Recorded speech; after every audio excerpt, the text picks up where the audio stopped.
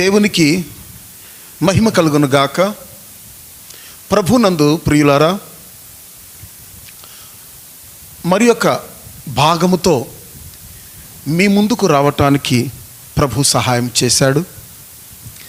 క్రీస్తు రాజ్యము మరియు అంత్యక్రీస్తు రాజ్యము అనేటువంటి ఈ సబ్జెక్టులో ఈ యొక్క 27వ భాగము ద్వారా మిమ్మల్ని కలుసుకోవటానికి మాకెంతో ఆనందముగా ఉంది.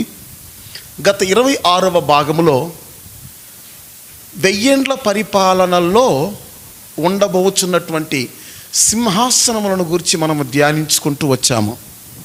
ఆ విధముగా ధ్యానిస్తూ ప్రభు యొక్క సింహాసనమును గురించి, ఆ తర్వాత 12 మంది అపోస్తుల సింహాసనములను గురించి ధ్యానించి ఉన్నాము. ఈ యొక్క 27వ భాగంలో పరిశుద్ధుల సింహాసనములను గురించి మనం ధ్యానించబోతున్నాము. ధ్యానించటానికి ముందుగా వాక్య ధ్యానార్థము నిమిత్తము మన మధ్యలో ఉన్నటువంటి పాస్టర్ ఎలీషా ప్రార్థన చేస్తారు. కండ్లు మూసుకుందాం. స్తోత్రం నాయనా, స్తోత్రం స్తోత్రం స్తోత్రం స్తోత్రం స్తోత్రం. కృపా సత్య సంపూర్ణుడా, పరిశుద్ధుడా, నీ పాదాలకి స్తోత్రం. గత 26వ భాగములో అనేకమైన విషయాలు మాట్లాడుతూ వచ్చాం.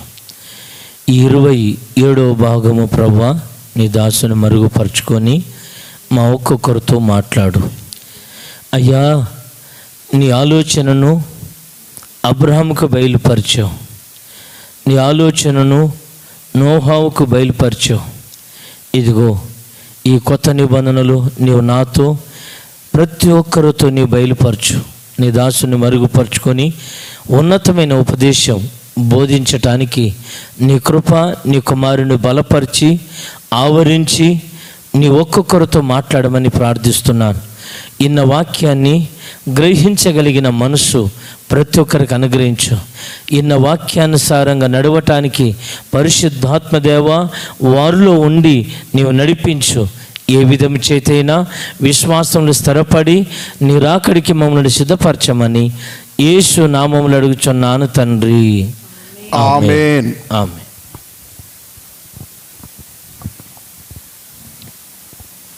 గత 26వ భాగంలో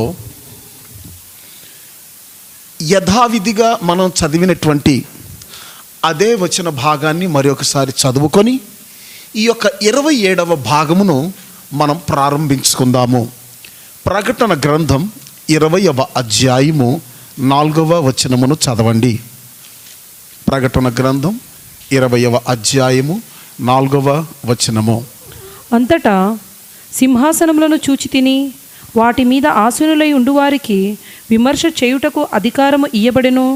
మరియు క్రూర మృగమునకైనను దాని ప్రతిమకైనను నమస్కారము చేయక తమ నొసళ్ళ యందు గాని చేతుల యందు గాని దాని ముద్రను వేయించుకొనని వారిని యేసు విషయమై తామిచ్చిన సాక్ష్యము నిమిత్తము దేవుని వాక్యము నిమిత్తము శిరచ్ఛేదనము చేయబడిన వారి ఆత్మలను చూచి తిని. ఈ యొక్క 4వ వచనములో అంతటా సింహాసనములను చూచి తిని వాటి మీద ఆసీనులై ఉన్న వారు కూడా ఏలుబడి చేస్తున్నారు అని అంతటా సింహాసనములను చూచి తిని అంటున్నాడు. సింహాసనము కాదు, సింహాసనములను అంటే ఒక యేసు ప్రభు సింహాసనం మాత్రమే కాక 1000 ఏండ్ల పరిపాలన రాజ్యములో అంటే క్రీస్తు రాజ్యములో మరికొన్ని సింహాసనములు ఉంటున్నట్టుగా ఆ వచన భాగములో నుండి మనకి అర్థమవుతున్నది. ఆ విధముగా ధ్యానిస్తూ 26వ భాగంలో యేసు ప్రభు సింహాసనమును గురించి పలు వచనాలు ధ్యానించాము. అపోస్తుల సింహాసనములను గురించి ఒక వచనాన్ని మనం ధ్యానించాం. యేసు ప్రభు సింహాసనమును గురించి ఆయన రాజ్యము పురాతన కాలము నుండి శాశ్వత కాలము వరకు ఆయన ప్రత్యక్షమగుచూ ఉండెను అని, ఆయన భుజము మీద రాజ్య భారము ఉండును అని, ఇశ్రాయేలీయులను ఏలుబడి చేయువాడు స్వల్పమైనటువంటి బెత్లెహేమ ఎఫ్రాతా నీలో నుంచి పుట్టును అని పలు విధములుగా ఆయన రాజ్యమును గురించి, ఆయన సింహాసనమును గురించి, అంటే 1000 ఏండ్ల పరిపాలనలో ఉండబోయేటువంటి ఆయన సింహాసనమును గురించి మనం ధ్యానించాము. కీర్తనల గ్రంథం 89వ అధ్యాయము 29వ వచనము, 35వ వచనము, 36వ వచనము, మీకా గ్రంథము 5వ అధ్యాయము 2వ వచనము, ఇర్మియా గ్రంథం 3వ అధ్యాయము 17వ వచనము, యెషయా గ్రంథం 9వ అధ్యాయము 6వ వచనము, లూకాసు వార్త 1వ అధ్యాయము 32వ వచనం, 33వ వచనము, ఈ వచనాలన్నిటిని బట్టి క్రీస్తు సింహాసనమును గురించి స్పష్టంగా మనం తెలుసుకున్నాం.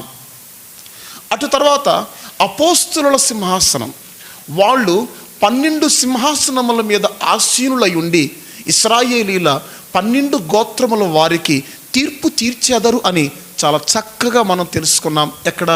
మత్తయి సువార్త 19వ అధ్యాయము 27వ వచనం, 28వ వచనముల నుండి మనం తెలుసుకున్నాం. ఇకపోతే ఈ భాగములో ఇప్పుడు మనం చూస్తే ఆ 2 సింహాసనములు మాత్రమే కాకుండా పరిపాలనా విధానములో, లేకుంటే పరిపాలనా క్రమములో ఎవరెవరు ఏలుబడి చేస్తారు, ఎవరెవరికి సింహాసనాలు ఉంటాయి అనే దాని గురించి మనం ధ్యానిస్తున్నాము. కనుక 3వది పరిశుద్ధుల సింహాసనములు. 3వ సింహాసనం ఎవరికంటే పరిశుద్ధుల సింహాసనములు. ఎవరు ఈ యొక్క పరిశుద్ధులు అని మనం పరిశీలిస్తే, ఆయన శిష్యులు పరిశుద్ధులు, సంఘములో ఉన్నటువంటి వారు లేదా పిలువబడినటువంటి వారు, పరిశుద్ధులుగా ఉండుటకై పిలువబడినటువంటి వారు పరిశుద్ధులు. వీళ్ళు కూడా ఇశ్రాయేలీల 12 గోత్రముల వారికి గొర్రెలుగా తీర్చబడి 1000 ఏండ్ల పరిపాలనా కాలంలో ప్రవేశించిన వారికి వీళ్ళకి తీర్పు తీరుస్తారు. పరిశుద్ధులు సింహాసనముల మీద ఆసీనులై ఉండి తీర్పు తీరుస్తారు అని లేఖన భాగాలు మనకు చెప్తూ ఉన్నాయి. మొదటిగా యెషయా గ్రంథం 32వ అధ్యాయము 1వ వచనములు మరి ఒకసారి చదవండి. యెషయా గ్రంథం 32వ అధ్యాయము 1వ వచనం. ఆలకించుడి, రాజు నీతిని బట్టి రాజ్య పరిపాలన చేయును. ఆలకించుడి, రాజు నీతిని బట్టి రాజ్య పరిపాలన చేయును. అధికారులు న్యాయమును బట్టి ఏలుదురు. అధికారులు న్యాయమును బట్టి ఏలుదురు. చాలు. ఇక్కడ అధికారులు అనేవాళ్ళు 12 మంది శిష్యులు మరియు క్రీస్తు యేసునందు పరిశుద్ధులుగా ఉండుటకు పిలువబడినటువంటి వారు అధికారులు. ప్రధానమంత్రి వేరు, ముఖ్యమంత్రి వేరు, రాష్ట్రపతి వేరు. వీళ్ళ ముగ్గురిని కాకుండా ఎమ్మెల్యేలు, ఎంపీలు వాళ్ళు వేరు. వాళ్ళు కాకుండా ప్రభుత్వ ఉద్యోగస్తులందరినీ ఏమంటారు చెప్పండి? అధికారులు అంటారు. చాలా జాగ్రత్తగా గమనించాలి. రాష్ట్రపతి, ప్రధానమంత్రి, ముఖ్యమంత్రులు, ఎమ్మెల్యేలు, ఎంపీలు వీళ్ళు మాత్రమే కాకుండా ప్రభుత్వ ఉద్యోగులందరినీ కూడా అధికారులు అంటారు. ఉదాహరణకి సబ్ రిజిస్టర్ ఆఫీసులో సబ్ రిజిస్టర్ ఉంటాడు. ఆయన సంతకం పెడితేనే ఒక స్థలం అమ్మారు, కొన్నారు అనటానికి దానికి అధికారం సమకూర్చబడింది. ఎంఆర్ఓ ఆఫీసులో ఎంఆర్ఓ ఉంటాడు, మండల రెవెన్యూ ఆఫీసర్. జనన మరణ ధృవీకరణ పత్రములను ఇవ్వాలంటే అతనికే అధికారం. ఈ విధముగా ప్రతి ఒక్క ప్రభుత్వ ఉద్యోగిని అధికారులు అంటారు. ఇదే విధముగా క్రీస్తు రాజ్యము అనేటువంటి 1000 ఏండ్ల పరిపాలనలో ప్రధానమంత్రి అనుకోండి యేసు ప్రభు, 12 మంది శిష్యులు ముఖ్యమంత్రులు అనుకోండి. ఇక ప్రధానమంత్రి, ముఖ్యమంత్రులు కాకుండా క్రీస్తు యేసునందు పరిశుద్ధులుగా ఉండుటకు పిలువబడి ఏర్పరచబడినటువంటి ప్రతి ఒక్కరూ కూడా పరిశుద్ధులై ఉండి గొర్రెలకు, ఇశ్రాయేలు జనాంగమునకు, యూదా జనాంగమునకు మరియు సర్వభూతలములో హర్మెగ్దోను యుద్ధము అనంతరం 1000 ఏండ్ల పరిపాలనలోనికి ప్రవేశించిన ప్రతి ఒక్కరికి వీళ్ళంతా కూడా తీర్పు తీరుస్తారు. కాబట్టి రాజు నీతిని బట్టి రాజ్యము చేయును, అధికారులు న్యాయమును బట్టి పరిపాలన చేస్తారు. ఇది ఈ విధముగా ఉండగా పరిశుద్ధులు రాజ్యము చేయుదురని, పరిశుద్ధులకే ఆ రాజ్యము ఇవ్వబడద్దని చాలా స్పష్టంగా లేఖనాలు ఘోషిస్తున్నవి. దానియేలు గ్రంథం 7వ అధ్యాయానికి మనం వచ్చినట్లయితే, దానియేలు గ్రంథం 7వ అధ్యాయము 18వ వచనము నుండి ఓపికతో చదవండి. అయితే ఆ, మహోన్నతుని పరిశుద్ధులే ఆ. రాజ్యాధికారము నందుదురు. చూసారా, 18వ వచనములో ఏముందంటే, అయితే మహోన్నతుని పరిశుద్ధులే రాజ్య అధికారమును పొందెదరు. వారు యుగయుగములు వారు యుగ యుగములు యుగాంతముల వరకు యుగాంతముల వరకు రాజ్యమేలుదురు. రాజ్యము ఏలుదురు. ఇంకా ఇనుపదంతములను ఇత్తడి గోళ్లను గల ఆ 4వ జంతువు సంగతి ఏమైనదని నేను తెలుసుకొని గోరి తిని. ఆ తర్వాత 26వ వచనం, 27వ వచనం, 28వ వచనం చదవండి. అతని అధికారము నశింపజేయుటకును, అతని అధికారమును నశింప చేయుటకును, నిర్మూలము చేయుటకును, నిర్మూలము చేయుటకును, తీర్పు విధింపబడెను గనుక, తీర్పు విధింపబడెను గనుక అది కొట్టివేయబడును. అది కొట్టివేయబడును. ఆకాశమంతటి క్రిందనున్న ఆకాశమంతటి క్రిందనున్న రాజ్యమును అధికారమును, రాజ్యమును అధికారమును, రాజ్య మహత్యమును, రాజ్య మహత్యమును మహోన్నతుని పరిశుద్ధులకు చెందును. మహోన్నతుని పరిశుద్ధులకు చెందును. అదే నేను చెప్తున్నాగా, ఇప్పుడు ఎవరి సింహాసనాల గురించి ధ్యానిస్తున్నాము? పరిశుద్ధుల సింహాసనములను ధ్యానిస్తున్నాం. ఈ పరిశుద్ధులకి అధికారం ఇవ్వబడద్ది. ఈ పరిశుద్ధులకి రాజ్య అధికారము వారు పొందుతారు. చివరికి అధికారం వచ్చేది వాళ్ళకే. కారణం ఏంటంటే, ఆ కొమ్ము పరిశుద్ధులతో యుద్ధము చేయుచుండెను అని ఆ 24, 23 వచనములో చదవండి. ఆ 10 కొమ్ములు ఆ రాజ్యం నుండి పుట్టబో 10 మంది రాజులను సూచించుచున్నవి. కడపట ముందుగా ఉన్న రాజులకు భిన్నమగు మరి ఒక రాజు పుట్టి ఆ 3 రాజులను పడదోయును. ఆ రాజు మహోన్నతునికి విరోధముగా మాటలాడుచు మహోన్నతుని భక్తులను నలుగుగొట్టును. అతడు పండుగ కాలములను న్యాయ పద్ధతులను నివారణ చేయ బూనుకొనును. వారు ఒక కాలములు అర్ధకాలము అతని వశమున నుంచబడుదురు. అతని అధికారము నశింపజేయుటకును, నిర్మూలము చేయుటకును తీర్పు విధింపబడెను గనుక అది కొట్టివేయబడును. ఆకాశమంతటి క్రిందనున్న. సో ఈ యొక్క 18వ వచనము నుండి 27వ వచనము వరకు మనం చదువుతుంటే మనం గ్రహించగలిగేది ఏమిటంటే, ఆ 10 కొమ్ములు కలిగినటువంటి మృగము అంటే క్రీస్తు విరోధి అనేవాడు లేదా అంత్యక్రీస్తు అనేవాడు మహోన్నతునితోనూ అతని భక్తులతోనూ యుద్ధము చేస్తాడు. కానీ చివరికి ఆ యొక్క యుద్ధములో అతడు ఓడిపోయినందువలన రాజ్య అధికారము, పరిపాలన అధికారము ఎవరికి ఇవ్వబడదంట? మహోన్నతుని పరిశుద్ధులకు ఇవ్వబడును. కాబట్టి యెషయా గ్రంథం 32వ అధ్యాయం 1వ వచనములోను, దానియేలు గ్రంథం 7వ అధ్యాయము 18వ వచనములోను, 26, 27వ వచనములోను ఈ 3 వచనాల్లో మనం ఏం చూస్తున్నామంటే, అధికారులు లేదా పరిశుద్ధులు రాజ్యము చేయుదురు. ఎవరు ఈ యొక్క పరిశుద్ధులు అని మనం పరిశీలిస్తే, మరి ఆ పరిశుద్ధులు ఎవరో కూడా మనం తెలుసుకోవాలిగా. పరిశుద్ధులకే రాజ్య అధికారము అప్పగించబడుద్ది అని ఉంది కనుక ఎవరు ఈ యొక్క పరిశుద్ధులు?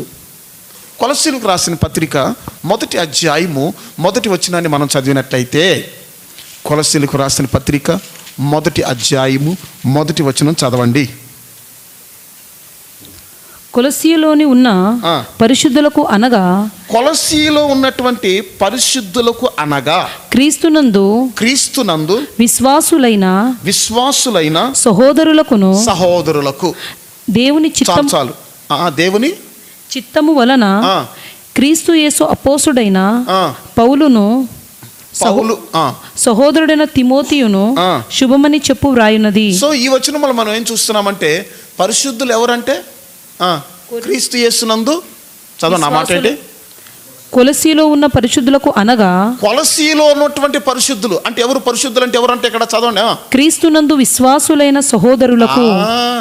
క్రీస్తునందు విశ్వాసులైనటువంటి సహోదరులు అంటే దాని అర్థం, క్రీస్తు యేసునందు విశ్వాసము కలిగి ఆ విశ్వాసముల్లో సంపూర్ణత కలిగినటువంటి ప్రతి ఒక్కరిని కూడా పరిశుద్ధ గ్రంథం ఎవరిగా పరిగణిస్తుంది చెప్పండి? పరిశుద్ధులుగా. విశ్వాసము వేరు, అతి పరిశుద్ధ విశ్వాసము వేరు. విశ్వాసము అంటే కొన్ని కార్యాలు మాత్రమే సంపాదించుకోగలం. అతి పరిశుద్ధ విశ్వాసము అంటే అన్ని కార్యాలు దేవుడి దగ్గర నుంచి సంపాదించుకోగలం. పక్షవాతము కలిగినటువంటి తమ స్నేహితుణ్ణి స్వస్థత నొందించుకోవటానికి నలుగురు స్నేహితులు పట్టుకొని ఎవరి దగ్గరకు తీసుకొచ్చారు? యేసు ప్రభు దగ్గరకు తీసుకొచ్చారు. ఆ సమయంలో అక్కడున్న పరిస్థితి ఏంటంటే, కింద నుండి మనుషులను తప్పుకోండి అని చెప్పి తమ స్నేహితుడిని యేసు ప్రభు దగ్గరకు తీసుకెళ్ళటానికి వాళ్ళకి అవకాశం లేదు. అందువల్ల వాళ్ళు ఏం చేశారంటే, రేపు వద్దాంలే, రేపు మరలా మన స్నేహితుడిని తీసుకొద్దాంలే, రేపు తీసుకొచ్చి ప్రార్థన చేపిద్దాంలే అని వాళ్ళు అనుకోలేదు.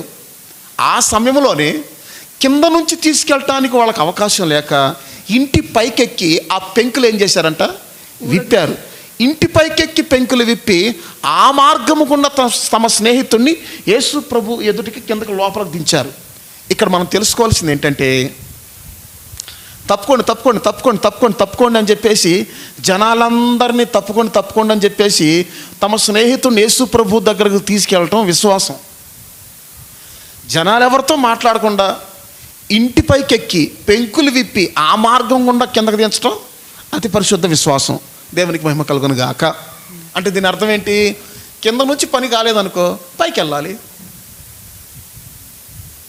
కింద నుంచి పని కాలేదు, ఎక్కడికి వెళ్ళాలి? పైకి వెళ్ళాలి. కింద ఉన్నటువంటి ఆఫీసర్ మాట వింటలేడు, మరి ఎక్కడికి వెళ్ళాలి? పైన ఆఫీసర్ వెళ్ళాలి. ఆ పైన ఆఫీసర్ కూడా మాట వింటలా, ఇంకెక్కడికి వెళ్ళాలి? ఇంకా పై ఆఫీసర్కి వెళ్ళాలి. అసలు మనుషులు ఎవడు మాట వింటలా, ఇంకెక్కడికి వెళ్ళాలి? అది సంగతి. దేవునికి మహిమ కలుగును గాక. భారతదేశంలో అత్యున్నతమైనటువంటి అధికారం ఉంది ఎవరికి? రాష్ట్రపతికి. ఇప్పుడు రాష్ట్రపతి కూడా క్షమాభిక్ష పెట్టట్లా, మరి ఇప్పుడు ఎవరిని క్షమించమని అడగాలి? అది సంగతి. కాబట్టి రాష్ట్రపతి తన కింద ఉన్నటువంటి వారికి భయపడి కొన్నిసార్లు క్షమాభిక్ష పెట్టడం, కానీ అత్యున్నతమైనటువంటి సింహాసనం మీద ఆసీనుడైనటువంటి ప్రభు దగ్గర క్షమాపణ అడిగితే ఆయన క్షమించటానికి అధికారము కలిగిన వాడు గనక పాపమును క్షమిస్తాడు, చనిపోయిన తర్వాత కూడా పునరుద్ధానం ఇస్తాడు. దేవునికి మహిమ కలుగును గాక. కాబట్టి కింద నుంచి వెళ్ళాలనుకోవటం ఏంటి? విశ్వాసం. పైనుంచి రావాలనుకోవటం ఏంటి? అతి పరిశుద్ధ విశ్వాసం. కాబట్టి ఇప్పుడు క్రీస్తు యేసునందు విశ్వాసులుగా ఉండుటకు పిలువబడిన వారు లేదా సహోదరులు, వీళ్ళని లేఖనాలు ఏమని పిలుస్తున్నాయి చెప్పండి? పరిశుద్ధులు. ఈ పరిశుద్ధులు 1000 ఏళ్ల పరిపాలన కాలంలో సింహాసనముల మీద ఆసీనులై ఉండి ఇశ్రాయేలీల 12 గోత్రీకులకు గొర్రెలుగా ఎంచబడినటువంటి అన్య జనాంగం అంతటికి కూడా వాళ్ళు ఏం తీరుస్తారట?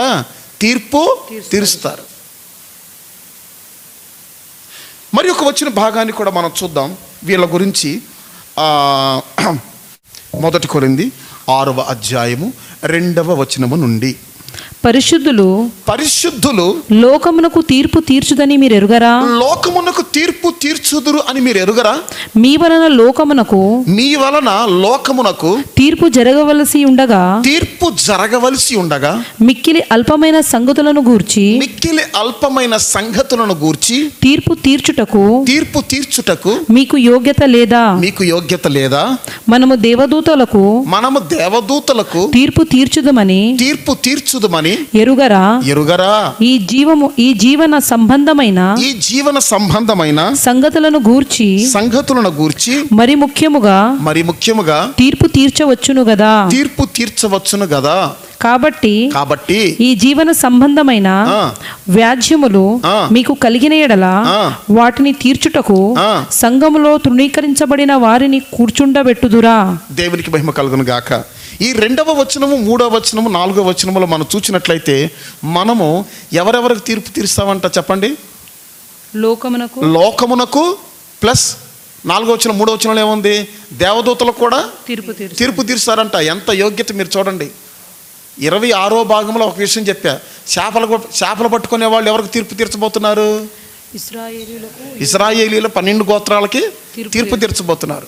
అట్లాగే అల్పులమైనటువంటి మనము రక్షింపబడి పరిశుద్ధులుగా ఉండుటకు సంఘములోకి తీసుకురాబడి క్రీస్తు యేసు రక్తము చేత పరిశుద్ధులుగా మార్చబడినటువంటి మనము ఎవరికి తీర్పు తీరుస్తామంట చెప్పండి?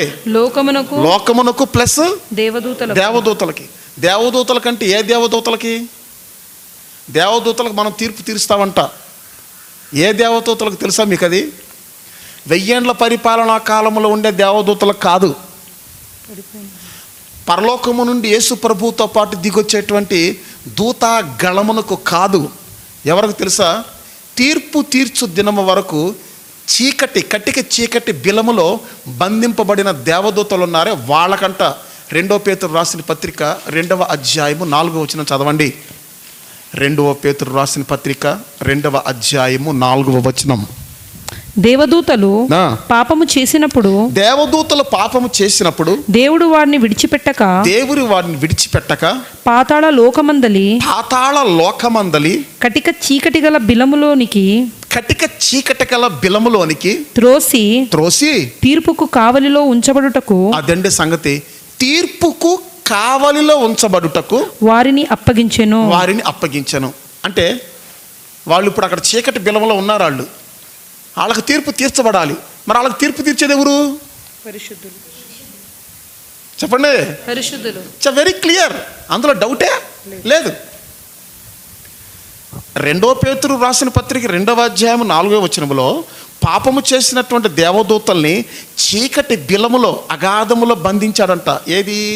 ఈ సాతానుని మహా అగాధములో బంధించినట్లుగా వారిని కూడా తీర్పు తీర్చబడు దినము వరకు అక్కడ బంధించాడంట. పరిశుద్ధులు వెళ్ళి వాళ్ళకు తీర్పు తీరుస్తారు. ఆ వచనమే అక్కడ ఉంది. ఎక్కడ? 1 కొరింథీ 6:3లో ఉంది. మరి ఒకసారి చదవండి అది. మనము దేవదూతలకు తీర్పు తీర్చుదుమని ఎరుగరా. చాలు, ఇదేనండి పరిశుద్ధుల సింహాసనములు. సింహాసనం మీద ఉండేవాళ్ళు తీర్పు తీరుస్తారు, సింహాసనం కింద ఉండేవాళ్ళు తీర్పు తీర్చబడతారు. దేవునికి మహిమ కలుగును గాక. సో మరి ఒక వచనాన్ని కూడా మనం చూసినట్లయితే, మనము ఆయనతో కూడా శ్రమపడిన ఎడల, లేదా మనము ఆయనతో కూడా సహించిన ఎడల ఆయనతో కూడా ఏలుబడి చేయుదము. ఆయనను మనము ఎరుగము అంటే ఆయన కూడా మనలను ఎరుగను అని అనును. 2వ తిమోతి రాసిన పత్రిక 2వ అధ్యాయము 12వ వచనం చదవండి. సహించిన వారమైతే ఆయనతో కూడా ఏలుదుము. సహించిన వారమైతే ఆయనతో కూడా ఏలుబడి చేస్తాం. ఆయనను ఎరుగము అంటే మనలను ఆయన ఎరుగనను. మనలను కూడా ఆయన ఏమంటాడు? ఎరుగనను అంటాడు. అంతే. దేవుని యొక్క క్యారెక్టర్ కూడా అదే.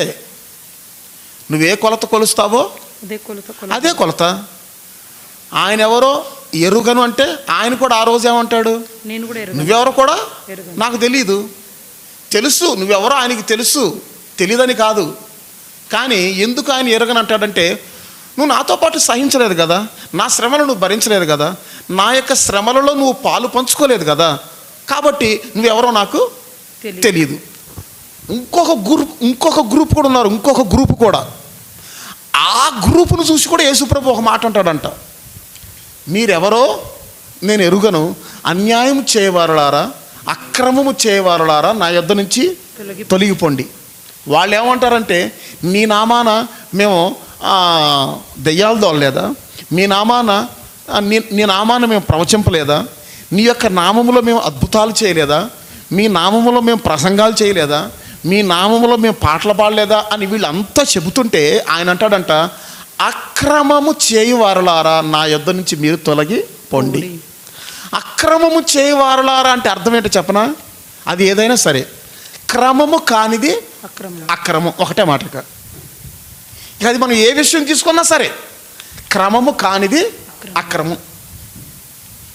ఆ విధముగా అక్రమము చేయవారులారా నా యొద్ద నుంచి పొండి, నేను మిమ్మల్ని ఎన్నడను ఎరుగను. ఆ వచనంలో క్లియర్గా ఉంది. దేవునికి మహిమ కలుగును గాక. కాబట్టి ఇక్కడ మనం చూసినట్లయితే పరిశుద్ధుల సింహాసనములు.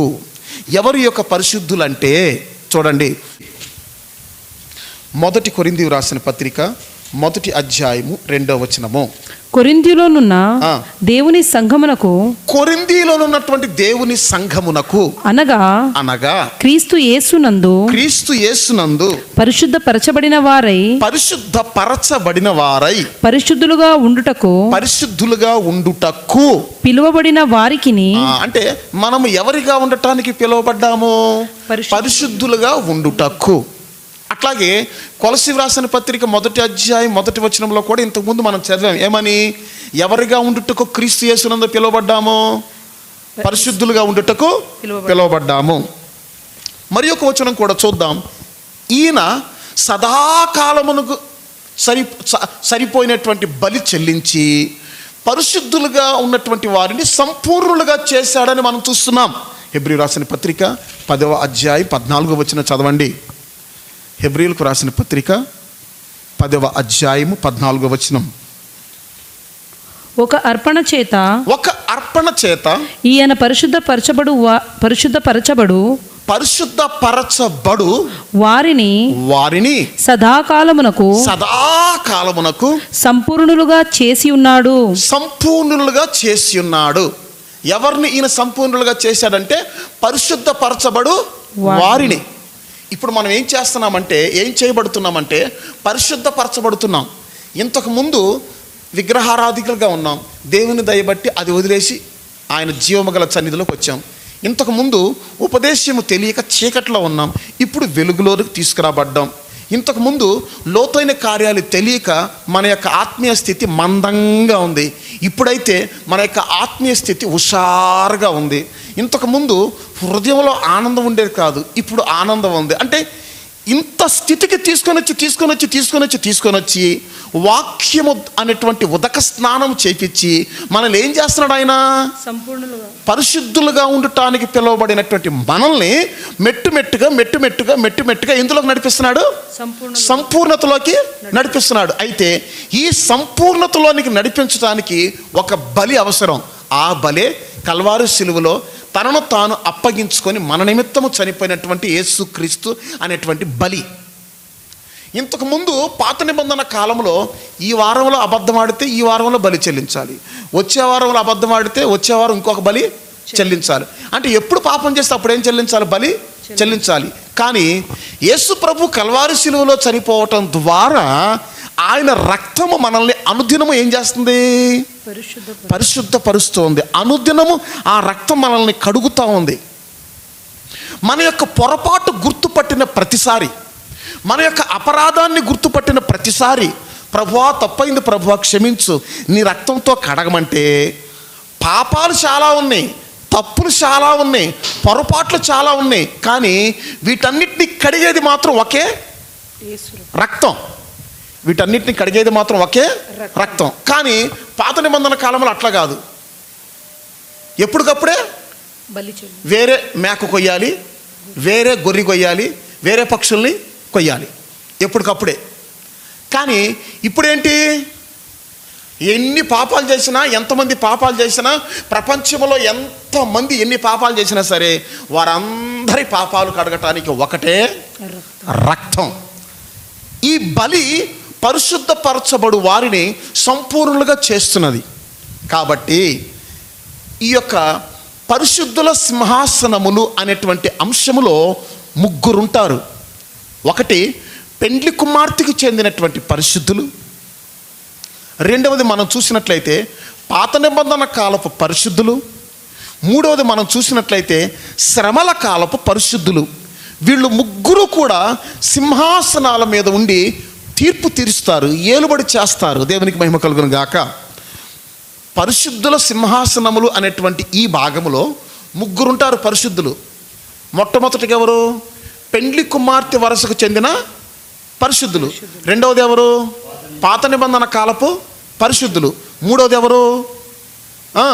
శ్రమల కాలపు పరిశుద్ధులు. చాలా జాగ్రత్తగా ఒక్కొక్కరిని చాలా జాగ్రత్తగా మనం ధ్యానిద్దాం. ఎవరెవరు ఎప్పుడు లెగిస్తారు, ఏ విధంగా లెగిస్తారు, ఎవరెవరు ఏ స్థలాలకు వెళ్తారు. ప్రకటన గ్రంథము 20వ అధ్యాయము ఆ యొక్క 6వ వచనం 7వ వచనం చదవండి, చూద్దాం. ప్రకటన గ్రంథం 20వ అధ్యాయము 6వ వచనం 7వ వచనం. ఈ మొదటి పునరుద్ధానములో పాలుగలవారు ధన్యులను పరిశుద్ధులనై ఉందురు. ఈ మొదటి పునరుద్ధానములో పాలు పొందువారు ధన్యులను ఏమై ఉన్నారు? పరిశుద్ధులనై ఉందురు. ఈ పరిశుద్ధులంతా కూడా ఏ పునరుద్ధానంలోకి వస్తారు?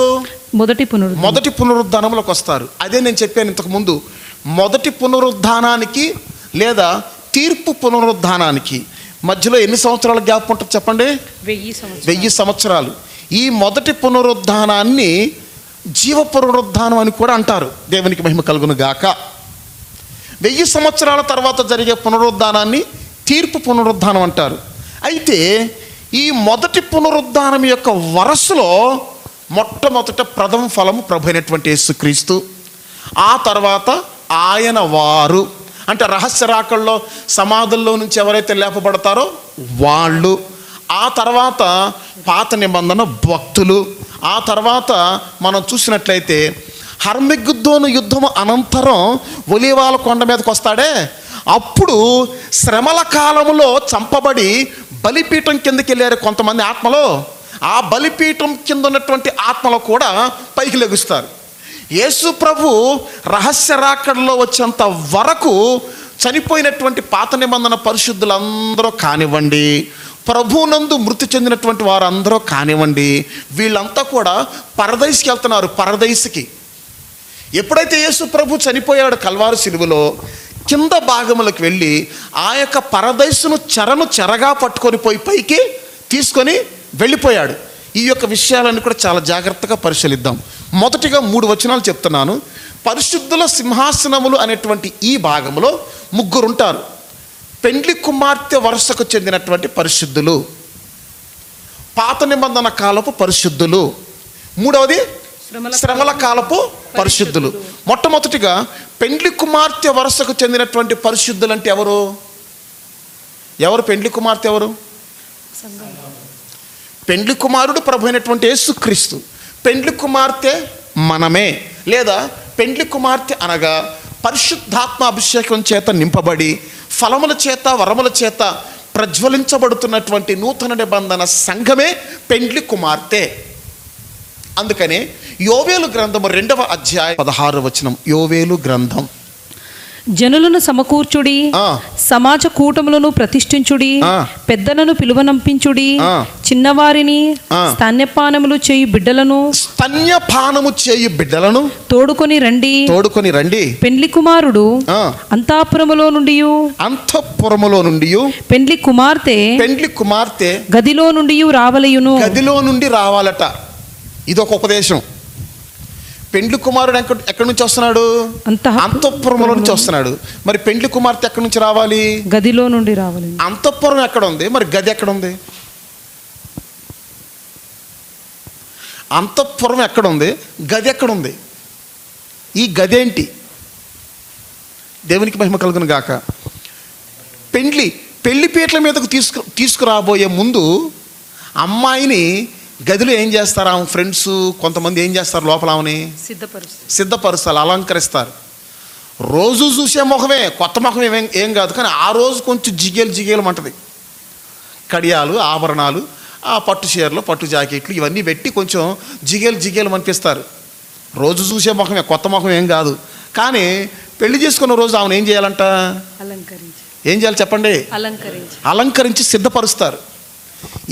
ఆమెమో గదిలో నుంచి రావాలి, ఆయనేమో అంతఃపురం నుంచి వస్తాడు. మరి వీళ్ళిద్దరు ఎక్కడ కలుసుకుంటారు? మరి ఇప్పుడు పెళ్లిపీటల మీద కలుసుకుంటారు. దేవునికి మహిమ కలుగును గాక. దీని గురించి ఒక 5 నిమిషాలు మనం చూసిన తర్వాత మరికొన్ని భాగాలు మనం చూద్దాం. పెండ్లి కుమారుడు అంతఃపురములో నుంచి రావాలి. అంతఃపురం అనగా యేసు ప్రభు యొక్క నివాస స్థలం, లేదా అంతఃపురము అనగా పరలోక నివాసం. ఇప్పుడు యేసు ప్రభు ఎక్కడున్నాడో ఆ స్థలమే అంతఃపురం. ఉగ్రత తీరిపో వరకు నీవు నీ యొక్క అంతఃపురములోనికి వెళ్ళి తలుపులు వేసుకొని కొంతసేపు దాగి ఉండుము అని వాక్యములో ఉంది. ఎక్కడ? యెషయా గ్రంథం 26వ అధ్యాయం 21వ వచనం. నీవు వెళ్ళి ఆ. నీ అంతఃపురములలో ప్రవేశించుము. నీ అంతఃపురములో ప్రవేశించుము. నీవు వెళ్ళి నీవు వెళ్ళి నీ తలుపులు వేసుకొనుము. నీ తలుపులు వేసుకొనుము. ఉగ్రత తీరిపో వరకు ఉగ్రత తీరిపోవు వరకు. కొంచెము సేపు దాగియుండుము. ఇక్కడ ఉగ్రత తీరిపోవు వరకు కొంచెము సేపు దాగియుండుము అంటే ఇక్కడ కొంచెము సేపు అనేది ఎంతసేపు తెలుసా మీకు? 7 సంవత్సరాలు. కొంచెము సేపు అనేది 7 సంవత్సరాలు. 7 సంవత్సరాలు విడిచిపెట్టబడ్డ సంఘానికి శ్రమ, మహాశ్రమ. ఎత్తబడినటువంటి సంఘానికి పెండ్లి విందు. ఆ 7 సంవత్సరాలు యేసు ప్రభుతో పాటు ఉంటుంది ఈ యొక్క సంఘం. దానికే అంతఃపురము అని పేరు. దేవునికి మహిమ కలుగును గాక. ఇప్పుడు ఆ అంతఃపురము నుంచి ఆయన వస్తాడు.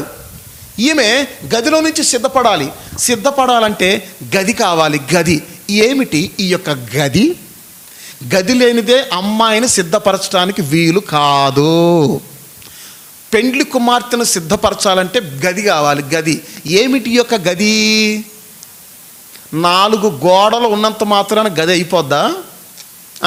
మరి 4 గోడల మీద ఏముండాలి?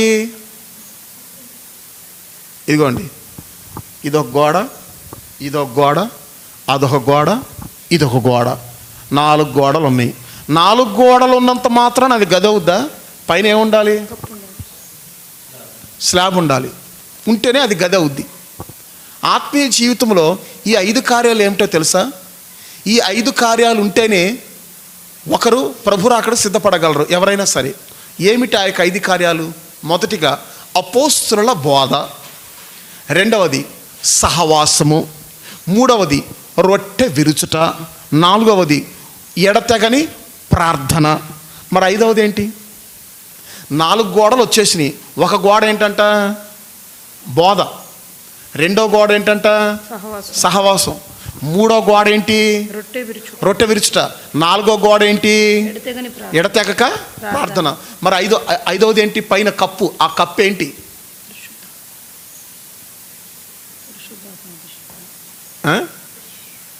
ఆ కప్పు ఏమిటంటే ప్రేమ సమస్త దోషములను కప్పును. ప్రేమ 4 గోడల మీద మొత్తాన్ని కప్పేసేది. ఇంట్లో ఏది ఉన్నా సరే కనపడకుండా చేసేది ఏంటి చెప్పండి? స్లాబు. అట్లాగే మనలో ఎన్ని దోషాలు ఉన్నా సరే ఆ దోషాలను కప్పేస్తూ మనల్ని రాకడకు సిద్ధపరుస్తున్నటువంటి ఆ ప్రేమే పై కప్పు. ప్రేమ సమస్త దోషములను కప్పును అని యోహాను పత్రికలో మనం చూస్తున్నాం. దేవునికి మహిమ కలుగును గాక. కాబట్టి ప్రభు నందు ప్రియులారా, పెండ్లి కుమార్తెగా మనం సిద్ధపడాలి అంటే 5 కార్యాలు కావాలి. భోజనము తినాలి అంటే 5 వ్రేళ్ళు కావాలి. సంఘము సంపూర్ణతలోకి నడిపించబడాలంటే 5 ఉద్యోగస్తులు కావాలి. ఎవరి యొక్క 5 ఉద్యోగస్తులు? కొందరిని అపోస్తలుగాను, కొందరిని ప్రవక్తలుగాను, కొందరిని కాపరులుగాను, కొందరిని ఉపదేశకులుగాను, మరికొందరిని సువార్థికులుగాను ఆయన ఏర్పాటు చేశాడు. అంటే ఈ 5 ఉంటేనే సంఘం సంపూర్ణతలోకి వెళ్ళద్ది. 5 వేళ్ళు ఉంటేనే ముద్ద నోట్లోకి వెళ్ళద్ది. అట్లాగే గది కావాలంటే ఎన్ని ఉండాలి? 4 గోడలు ప్లస్ కప్పు. ఈ కప్పు ఏంటి? ప్రేమ. దేవునికి మహిమ కలుగును గాక. ఈ గదిలో మనం ఉంటే మనల్ని తీసుకుని వెళ్ళటానికి ఎవరు వస్తారు? పెండ్లి కుమారుడు. అందువల్ల అంతఃపురములో నుంచి పెండ్లి కుమారుడు రావాలి, గదిలో నుంచి పెండ్లి కుమార్తె రావాలి. కాబట్టి ఇప్పుడు ఈ పరిశుద్ధుల సింహాసనములు అనేటువంటి విషయానికి మనం వస్తే మొట్టమొదటి వరస లేదా మొట్టమొదటి సింహాసనాలు ఎవరయ్యా అంటే పెండ్లి కుమార్తెకు చెందినటువంటి పరిశుద్ధులు. పెండ్లి కుమార్తెకు చెందినటువంటి పరిశుద్ధులు అనగా క్రొత్త నిబంధన సంఘస్థులైనటువంటి మనమే. ఏ విధంగా అంటే 3 వచనాలు చెప్పాను. ఒకటి 1 కొరింథీ 1వ అధ్యాయం 2వ వచనము, హెబ్రీయులకు రాసిన పత్రిక 10వ అధ్యాయం 14వ వచనము, కొలసీయులకు రాసిన పత్రిక 1వ అధ్యాయము 1వ వచనం. ఈ 3 వచనాల ప్రకారము క్రీస్తు యేసునందు పిలువబడి పరిశుద్ధులుగా ఉండుటకు తీసుకురాబడినటువంటి వారే ఎవరు చెప్పండి? పెండ్లి కుమార్తె పరిశుద్ధులు. ఇక రెండవదిగా మనం చూద్దాం పాత నిబంధన కాలపు పరిశుద్ధులు. వీళ్ళు ఎవరు అని మనం చూస్తే ఆదాము మొదలుకొని బాప్తిస్మిచ్చు యోహాను కాలము వరకు, లేదా బాప్తిస్మిచ్చు యోహాను వరకు వాళ్ళందరూ కూడా ఎవరంటే పాత నిబంధన కాలపు పరిశుద్ధులు. అందుకని యోహాను ఏమంటున్నాడు బాప్తిస్మిచ్చు యోహాను తెలుసా? ఇదిగో పెండ్లి కుమారుడి గూర్చి మాట్లాడుతూ నిలువబడి పెండ్లి కుమారుడి యొక్క స్వరము వినేటువంటి స్నేహితుడు, అదృష్టవంతుడు లేదా స్నేహితుడు కలడు. ఇప్పుడు ఈ నా సంతోషము పరిపూర్ణమైంది అంటున్నాడు. చూడండి, యోహాను సువార్త 3వ అధ్యాయము 29వ వచనం చదవండి. యోహాను సువార్త 3వ అధ్యాయము 29వ వచనం. పెండ్లి కుమార్తె గలవాడు, పెండ్లి కుమార్తె గలవాడు, పెండ్లి కుమారుడు అయితే నిలువబడి పెండ్లి కుమారుని స్వరము వినడి స్నేహితుడు ఆ పెండ్లి కుమారుని స్వరము విని మిక్కిలి సంతోషించును. ఈ నా సంతోషము పరిపూర్ణమై ఉన్నది. అబ్బా, యోహానికి ఎంత అదృష్టవంతుడు! ఈ నా సంతోషము పరిపూర్ణమై ఉన్నదని యోహాను ఎందుకు అంటున్నాడు చెప్పండి చూద్దాం. ఈ నా సంతోషము పరిపూర్ణమై ఉన్నదని ఎందుకు అంటున్నాడు? ఈ యోహాను కూడా ఏ కాలానికి చెందినవాడు? పాత నిబంధన కాలానికి చెందినవాడే. యోహాను పరిశుద్ధాత్మలో బాప్తిస్మం ఇవ్వలేదు. పాపక్షమాపణ నిమిత్తము ఏ నామము లేదు, తండ్రి నామం లేదు, కుమారుడి నామం లేదు, పరిశుద్ధాత్మ నామం లేదు, ఏ నామము లేదు. పాపక్షమాపణ నిమిత్తము నీడలు అట్లా ముంచి పైకి లేపేవాడు, ఇంకంతే. యోహాను బాప్తిస్మం ఇక అదే. యేసు ప్రభు వచ్చి ఆ విధానాన్ని మార్చాడు. ఈ నామం చెప్పండి, ఈ నామం చెప్పండి, ఈ నామం చెప్పండి అని చెప్పి తన శిష్యులకు సంపూర్ణతలోకి నడిపించాడు. దేవునికి మహిమ కలుగును గాక. కాబట్టి ఇక్కడ యోహాను అంటున్నాడు, పెండ్లి కుమార్తె కలిగిన వాడు పెండ్లి కుమారుడు అయితే నిలవబడి ఆ పెండ్లి కుమారుడు స్వరము వినే స్నేహితుడు, అదృష్టవంతుడు. ఈ నా సంతోషం ఏమైంది? పరిపూర్ణమైంది. ఎందుకు పరిపూర్ణమైంది అంటున్నాడు? ఆదాము మొదలుకొని బాప్తిస్మిచ్చు యోహాను వరకు ఏ పరిశుద్ధులు? ఏ కాల పరిశుద్ధులు? పాత నిబంధన పరిశుద్ధులు. ఈ నా సంతోషము పరిపూర్ణమైంది అని ఎందుకు అంటున్నాడు చెప్పనా? పాత నిబంధన పరిశుద్ధులు అనగా ఆదాము ఉన్నాడు, అబ్రహాం ఉన్నాడు, హానోకు ఉన్నాడు, నోవాహు ఉన్నాడు, యోబు ఉన్నాడు, యాకోబు ఉన్నాడు, వీళ్ళంతా ఉన్నారు. మోషే ఉన్నాడు, వీళ్ళంతా ఉన్నారు. మరి వీళ్ళంతా ఆ మాట చెప్పలేదుగా, మా సంతోషం పరిపూర్ణమైంది అని ఎవరైనా చెప్పారు? వాళ్ళు చెప్పండి చూద్దాం. ఆదాము కానీ, అబ్రహాం కానీ, మోషే కానీ, యోబు కానీ, హానోకు కానీ, నోవాహు కానీ అసలు వీళ్ళు ఎవరైనా సరే మా సంతోషం పరిపూర్ణమయ్యింది అని చెప్పారా? చెప్పలే. మరి యోహాను మాత్రం ఎందుకు చెప్పాడు?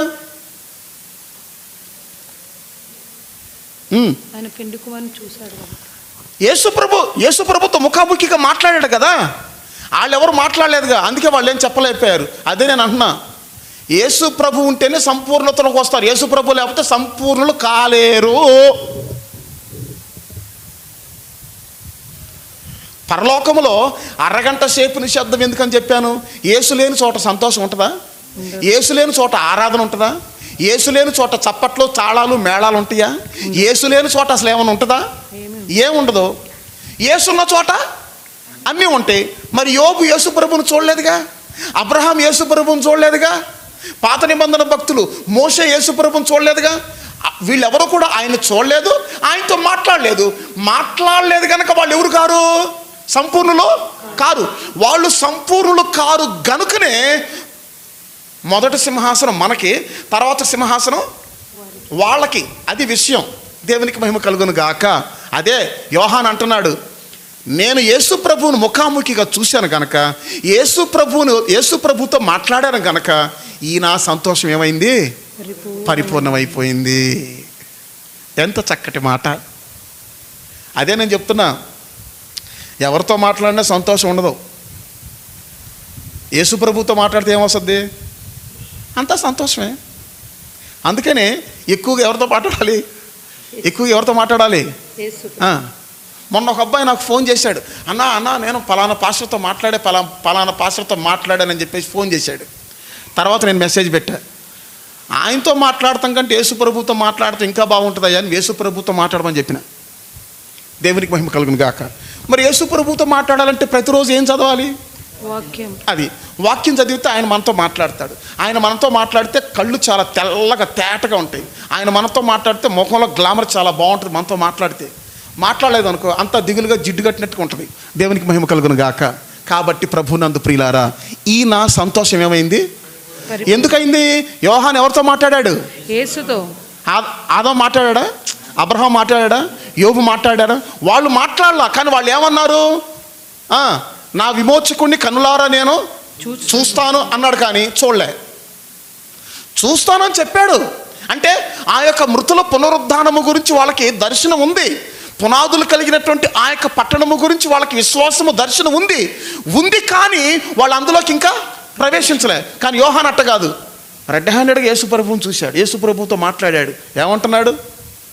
అయ్యో ప్రభువా, నీ చేత నేను బాప్తిస్మము తీసుకొనవలసి ఉండగా నువ్వు నా దగ్గరకు వస్తున్నావా అంటే ప్రభు అంటున్నాడు, అది సర్లే యోహాను, ఓకే నువ్వు చెప్పింది కరెక్టే, నేను కాదంటున్నానా? నా మాట విను. నీతి యావత్తు ఇలాగ నెరవేరు నిమిత్తము ఇప్పటికీ కానీ ఎంత చక్కగా వాళ్ళిద్దరు మాట్లాడుకున్నారు. అందుకని అంటున్నాడు, ఈ నా సంతోషం ఏమైంది? పరిపూర్ణమైంది. ఒకటే విషయం చెప్తున్నా వినండి. పాత నిబంధన భక్తులు ఎవ్వరూ కూడా యేసు ప్రభువుని చూడలే. అందుకల్ల వాళ్ళు సంపూర్ణులు కాదు. యోహాను ఒక్కడే యేసు ప్రభువుని చూశాడు, పైగా మాట్లాడాడు. అదే అంటున్నాడు, నిలవబడి పెండ్లి కుమారుని స్వరము వినే స్నేహితుడు కలడు. ఇప్పుడు ఈ నా సంతోషం ఏమైంది? పరిపూర్ణమై ఉన్నది. మొదటి వరుస ఎవరు? పెండ్లి కుమార్తె వరుసకు చెందిన పరిశుద్ధులు, అంటే మనమే, నూతన నిబంధన సంఘం. రెండవ వరుస పాత నిబంధన కాలపు పరిశుద్ధులు. అదే నేను చెప్పాను కదా, ఆ ద్రాక్ష తోటను కాపురులకు 200 వచ్చును అని కదా నేను చెప్పాను ఉపదేశంలో.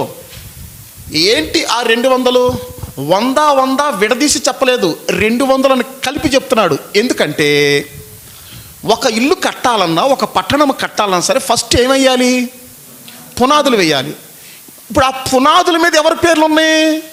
12 మంది అపోస్తుల పేర్లు ఉన్నాయి. పునాదుల మీద అపోస్తుల పేర్లు ఉన్నాయి. గోడలు కట్టిన తర్వాత గుమ్మాలు పెడతారు. మరి గుమ్మాల మీద ఎవరి పేర్లు ఉన్నాయి? 12 గోత్రాల పేర్లు ఉన్నాయి. పాత నిబంధన కాలపు 12 గోత్రాల పేర్లు ఉన్నాయి. అంటే పునాది ముఖ్యం, దేనికైనా సరే ఏది ముఖ్యం? కానీ శరీరాన్ని బట్టి చూస్తే, శరీర క్రమాన్ని బట్టి చూస్తే 12 గోత్రాలు ముందున్న వాళ్ళు, అపోస్తులు వెనకున్నవారు. కానీ యేసు ప్రభు యొక్క క్రమాన్ని బట్టి చూస్తే అపోస్తులు పునాదులుగా మొదట ఉన్నవారు, 12 గోత్రాలు తర్వాత ఉన్నారు. అందువల్ల వరుసలో మనం చూస్తే మొట్టమొదట యేసు ప్రభు, తర్వాత 12 మంది అపోస్తులు, ఆ తర్వాత పెండ్లి కుమార్తెకు చెందినటువంటి పరిశుద్ధులు, ఆ తర్వాత పాత నిబంధన కాలపు పరిశుద్ధులు, ఆ తర్వాత శ్రమల కాలపు పరిశుద్ధులు. అదే యేసు ప్రభు అంటున్నాడు, మొదటివారు కడపటివారు అగుదురు, కడపటివారు మొదటివారు అగుదురు. ఎంత ధన్యత! దేవునికి మహిమ కలుగును గాక. ప్రభునందు ప్రియులారా, అతి త్వరలో ఈ 1000 ఏండ్ల పరిపాలన ప్రారంభము కానున్నది. దానికంటే ముందు హర్మిగుద్దోను యుద్ధం జరగబోతున్నది. దానికంటే ముందు రహస్య రాకడ జరగబోతున్నది. రహస్య రాకడల్లో పాత నిబంధన కాలపు పరిశుద్ధులు మరియు యేసు ప్రభు ఈ రహస్య రాకడలో వచ్చేంత వరకు మృతి చెందినటువంటి పరిశుద్ధులు, ప్రభువునందు నిద్రించిన వాళ్ళు, వీళ్ళందరూ కూడా లెగుస్తారు. వీళ్ళంతా కూడా మొదటి వరుసలోకే వస్తారు. దేవునికి మహిమ కలుగును గాక. మరి రెండవ వరుసలోకి వచ్చేటటువంటి పరిశుద్ధులు ఎవరు, లేకుంటే పునరుద్ధానులు ఎవరు అని మనం చూస్తే, 1000 ఏండ్ల పరిపాలన అయిపోయిన తర్వాత తీర్పు పునరుద్ధానము కొరకు లెగుస్తారే, ఆ 1000 సంవత్సరములు గడుచు వరకు మిగతా మృతులు బ్రతకలేదని ఉంది అక్కడ వాక్యంలో. ఎక్కడ? ప్రకటన గ్రంథం 20వ అధ్యాయము 5వ వచనం. ఆ 1000 సంవత్సరములు గడుచు వరకు కడమ మృతులు బ్రతుకలేదు. ఇదే మొదటి పునరుద్ధానము. దేవునికి మహిమ కలుగును గాక. కాబట్టి ఇక్కడ మనం గమనించినట్లయితే రెండవ వరుస అంటే పరిశుద్ధుల సింహాసనములు అనేటువంటి దానిలో రెండవ వరుస ఎవరికి? పాత నిబంధన పరిశుద్ధులకి. మొదటి వరుస ఎవరికి? పెండ్లి కుమార్తె పరిశుద్ధులకి. దేవునికి స్తోత్రం కలుగును గాక. ఇక నెక్స్ట్ తర్వాత మనం చూసినట్లయితే శ్రమల కాలపు పరిశుద్ధులు. 3వ వరుస శ్రమల కాలపు పరిశుద్ధులు. ఇప్పుడు చూడండి, ఈ శ్రమల కాలపు పరిశుద్ధులు ఎవరు అని మనం చూస్తే వీళ్ళు ఎవరు అని మనకు తెలియాలంటే ఆ ప్రకటన గ్రంథం 20వ అధ్యాయం 4వ వచనం మరలా చదవాలి. ఎవరు తెలుసా వీళ్ళు? ఆ మృగము యొక్క ముద్ర వేయించుకొనక, దాని పేరట సంఖ్య వేయించుకొనక, అంత్యక్రీస్తు చేత చిరచ్ఛేదనము చేయబడి, అంటే తలకాయలు నరికి వేయబడి ఎవరైతే హతసాక్షులంగా మరణించారో వాళ్ళు వెళ్ళి బలిపీఠం కింద అన్నట్ట, బలిపీఠం కింద వాళ్ళు ఎప్పుడు లెగుస్తారు అంటే ఈయన ఎక్కడికి వస్తాడు? ఆ యొక్క ఒలీవాల కొండ మీదకి వస్తాడు కదా. ఒలీవాల కొండ మీదకి వచ్చినప్పుడు వీళ్ళు ఆ బలిపీఠం కింద నుంచి బయటకు వస్తారు. చదవండి, బయటకు వచ్చి బ్రతికిన వారై మరియు క్రూర మృగమునకైనను దాని ప్రతిమనకైనను నమస్కారము చెయ్యక తమ నొసళ్ళ యందు గాని చేతుల యందు గాని దాని ముద్రని వేయించుకొనని వారిని యేసు విషయమై తామిచ్చిన సాక్ష్యము నిమిత్తమును దేవుని వాక్యము నిమిత్తమును శిరచ్ఛేదనము చేయబడిన వారి ఆత్మలను చూచితిని. శిరచ్ఛేదనము చేయబడినటువంటి వారి యొక్క ఆత్మలను చూచితిని. వారు బ్రతికిన వారై 1000 సంవత్సరములు క్రీస్తుతో కూడా రాజ్యము చేసిరి. 1000 సంవత్సరములు క్రీస్తుతో కూడా వీళ్ళు ఏం చేశారు? రాజ్యము చేసిరి. ఇది ఏ కాలంలో ఉన్న పరిశుద్ధులు? శ్రమల కాలంలో ఉన్న పరిశుద్ధులు. వీళ్ళు ఎట్లా పరిశుద్ధులు అయ్యారంటే ఎంత బలవంతం చేసినా సరే ఏమి ఇప్పించుకోలేదు. చెప్పండి, ముద్ర వేయించుకోలేదు. అంటే వీళ్ళు రహస్య రాకల్లో ఎత్తబడలేదు. రహస్య రాకల్లో ఎత్తబడకపోయినా సరే వీళ్ళు పరిశుద్ధులుగా ఎందుకు తీర్చబడ్డారు అంటే తమ నొసటి యందు అయినను తమ యొక్క చేతి మీద అయినను ఆ మృగము పేరు కానీ ముద్ర కానీ వేయించుకోకుండా, ఈవెన్ మరణించవలసిన సమయం వచ్చిన ఆ సందర్భం వచ్చినా సరే మరణించారే తప్ప తలకాయ నరికి వేయించుకోవటానికే రెడీ అయి తలకాయ నరికించుకున్నారు, కానీ ఆ ముద్ర మాత్రం వాళ్ళు వేయించుకోలేరు. వీళ్ళు కూడా ఎవరంట? పరిశుద్ధులే. వీళ్ళు కూడా ఎవరు చెప్పండి? పరిశుద్ధులు. దేవునికి మహిమ కలుగును గాక. మరి ఇప్పుడు ఆ విధముగా చిరచ్ఛేదనం చేయబడినటువంటి వారి యొక్క ఆత్మలు ఎక్కడున్నాయంట? బలిపీఠము కింద. ఇప్పుడు ఇంకొక విషయం, అదేంటి చెప్పనా? యేసు ప్రభు రేపు మధ్యాకాశంలోకి రాబోతున్నాడు. దాన్ని రహస్య రాకడ అంటారు. ఆ తర్వాత 7 ఏండ్ల పరిపాలన తర్వాత, అంత్యక్రీస్తు యొక్క 7 ఏండ్ల పరిపాలన తర్వాత హర్మెగ్దోను యుద్ధం చేయటానికి ఒలీవాల కొండ మీదకి నిజంగానే తన యొక్క వేవేల దూతలను తీసుకొని కిందకి వస్తాడు. అంటే రహస్య రాకల్లో మనకి వినబడేది ఏంటి చెప్పండి? చెప్పండి. కడబూర రహస్య రాకల్లో యేసు ప్రభు కనపడ్డు, శబ్దం మాత్రం వినపడద్దు అంతే. అదే అంటున్నాడు కదా, ఒక కాలం వచ్చుచున్నది, అప్పుడు మనుష్య కుమారుని శబ్దం విని సమాధుల్లో ఉన్నవారు బయటికి వస్తారు అని వాక్యంలో ఉంది. రహస్య రాకల్లో యేసు ప్రభు కనపడ్డు, ఏం వినపడద్దు? కేవలం బూర, కడబూర బూర శబ్దం మాత్రం వినపడద్ది. కానీ ఒలీవాల కొండ మీదకి వచ్చేటప్పుడు మాత్రం ఏముంది? ప్రతి నేత్రము ఆయనను చూచుననుంది. రహస్య రాకడ వేరు, రెండవ రాకడ వేరు, మొదటి రాకడ వేరు. మొదటి రాకడ 33.5 సంవత్సరములు మనిషి అవతారగా ఈ లోకంలో జీవించాడే మానవ శరీరంలో, అది మొదటి రాకడ. రెండవ రాకడ ఒలీవాల కొండ మీదకి వస్తాడు 7 ఏండ్ల శ్రమల కాలం అనంతరం, అది రెండవ రాకడ. ఈ మొదటి రాకడకి రెండవ రాకడకి మధ్యలో ఉన్నది ఏంటి? రహస్య రాకడ. ఈ రహస్య రాకడలో ఆయన ఎవరికి కనపడ్డావు? సిద్ధంగా ఉన్న వాళ్ళకి మాత్రం ఏమి వినపడద్ది? ఇప్పుడు విషయం ఏంటంటే ట్రైన్ ఇంజిన్ అన్నిటికంటే ముందు ఉంటుంది, దాని వెనకాల అన్ని బోగీలు ఉంటాయి. S1, S2, S22 దాకా ఉంటాయి. ఈ బోగిల్లో ఉన్న వాళ్ళకి ఇంజిన్ కనపడద్దా? కానీ బండి స్టార్ట్ అయ్యే ముందు ఏమి వినపడద్ది? శబ్దం వినపడుతుందంటే ఇంకొక 2 సెకండ్స్లో బండి కదులుద్ది. అట్లాగే బోగిల్లో ఉన్న వాళ్ళు ఎవరికి ఇంజిన్ కనపడదో. బోగిల్లో ఉన్నారంటే వాళ్ళు ప్రయాణం చేయడానికి సిద్ధంగా ఉన్నారు. ఆ విధంగా బోగిల్లో ఉండి ప్రయాణం చేయడానికి సిద్ధపడి తమ వస్తువులన్నీ సదురుకొని సీట్లో కూర్చున్న వాళ్ళందరికీ కూడా ఇప్పుడు ప్రయాణం చేయడానికి రెడీగా ఉన్నారు. ట్రైను బాగా శబ్దం వేస్తుంది. ఒకసారి ఇంజిన్ బాగా హార్న్ కొడతాడు, నాకు సిగ్నల్ పడింది, నేను కదులుతున్నా, ఇంకా ఎక్కవలసిన వాళ్ళు దిగవలసిన వాళ్ళు ఉంటే ఒళ్ళు దగ్గర పెట్టుకోండి, ఇక నేను కదిలిన తర్వాత ఎక్కటాలు దిగటాలు ఉండవని ఒక హార్న్ వస్తుంది. ఆ యొక్క హార్న్ వచ్చిన తర్వాత సిద్ధంగా ఉన్న వాళ్ళంతా కూడా వెళ్ళిపోవటమే. అట్లాగే ప్రయాణికులందరికీ రైలు ఇంజిన్లో ఉన్న డ్రైవర్ ఎట్టా కనపడ్డావు, అట్లాగే సిద్ధంగా ఉన్న వాళ్ళందరికీ యేసుప్రభు ఏం కనపడ్డావు, కేవలం ఏం వినపడద్ది? శబ్దం. ఆ శబ్దం వినమనగాడు మన శరీరం అంతా మారిపోద్దంట. ఇదొక మాయ, ఇదొక మహిమ. అది పొందిన వాళ్ళకి తప్ప ఇంక వేరే వాళ్ళకి తెలవదు. ఇక తిన్న వాళ్ళకి తప్ప మామిడికాయ రుచి వేరే వాళ్ళకి ఏం తెలుసుద్ది? దేవునికి మహిమ కలుగును గాక. ఈ విధంగా మనం చూచినట్లయితే ఈ యొక్క పాత నిబంధన కాలపు పరిశుద్ధులు మరియు శ్రమల కాలపు పరిశుద్ధులు వీళ్ళంతా కూడా ఏ వరుసలోకి వస్తారు? పునరుద్ధానంలో మొదటి పునరుద్ధానంలోకి వస్తారు. అందుకని అక్కడ ఉంది, ఈ మొదటి పునరుద్ధానంలో పాలు పొందువారు ధన్యులు, ఇట్టి వారి మీద రెండవ మరణానికి అధికారము లేదు. ఎన్నో వచనం? 11, 6వ వచనం. ఈ మొదటి పునరుద్ధానములో పాలుగలవారు ధన్యులను, ఈ మొదటి పునరుద్ధానములో పాలుగలవారు ధన్యులను, పరిశుద్ధులనై ఉందురు, ఇట్టి వారి మీద రెండవ మరణమునకు అధికారము లేదు. ఇట్టి వారి మీద రెండవ మరణమునకు అధికారం లేదు. ఇక్కడ మీకు రెండు విషయాలు చెప్తున్నాను, వినండి దయచేసి. రెండు విషయాలు.